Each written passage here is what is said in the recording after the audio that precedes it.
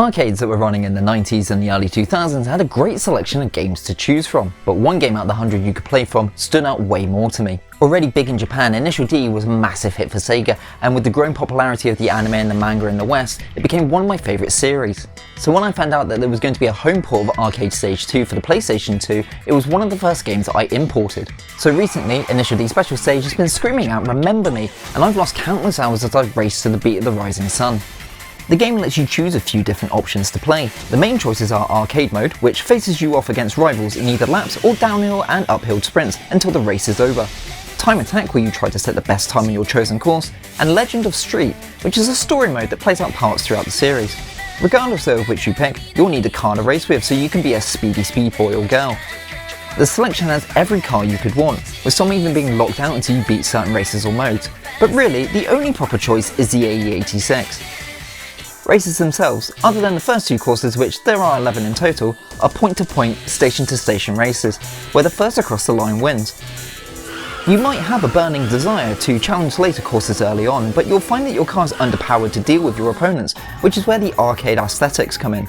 In the arcade version, you pay a little bit extra to have your car stored on a card, that way you can save your data and also always take it with you. I still got some of my version 2 cards, but I also spent a small fortune when I played the newest version over in Japan last year. Whether you win or lose, you earn points, and once you reach milestones with those points, your car gets upgraded with new parts and becomes faster. This incentive to race over and over again to unlock and improve your car is the main hook for most people, especially when you come back to opponents you've either lost to or struggled to beat before and wipe the floor with them. I can't explain how much this system made me want to play the game, even to the detriment of my wallet. In the arcades it would just be shouting "save me." The handling takes a little time to get used to, with this being especially true if you use the analog sticks rather than a wheel.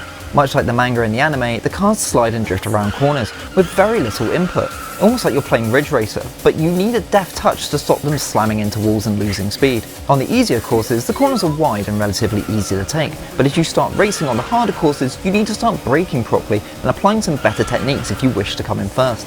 But once you do get used to it, it's addictive to keep challenging fan favourites like Takumi, Wataru, Keisuke and even more to try and beat them by bigger and bigger leads and times. Whilst I enjoyed the story mode, it definitely gets harder quickly and expects you to drive flawlessly if you want to progress. There's a lot to go through in it, with each chapter presented with panels from the manga, whilst the voice actors from the anime reprise their roles. Even though it's all in Japanese, if you've ever watched or read the series, you'll know what's going on and what the goal of each chapter is. For me, I spent the majority of my playing in Time Attack mode, where I had more than a few crazy nights staying up late trying to beat my best records and others that I found on leaderboards online. Just like no one sleeps in Tokyo, I would stay up and race non-stop until I couldn't stay awake or it was time to go to class. Sometimes I'd have a night on fire and beat a few times, whilst other instances I'd be hitting restart right after the first corner time and time again. But I never got bored of trying to improve my times and skills, as I always felt I could just go that little bit faster. Graphically, everything looks great, from the cars to the courses and the character art. Everything really pops with the style that the series is known for. Quite possibly the other main high point is the music, which has the now infamous Eurobeat songs blasting out as you race.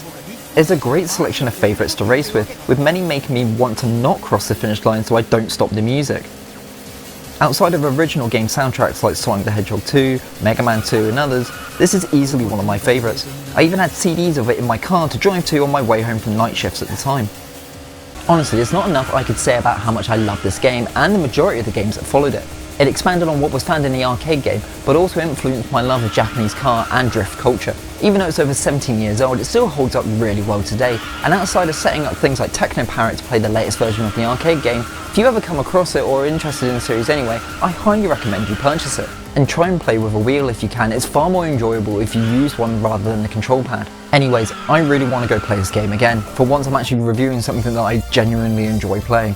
So that's it from me. I've been Tom from VictorPros Gaming. Thanks for watching and have a great gaming day.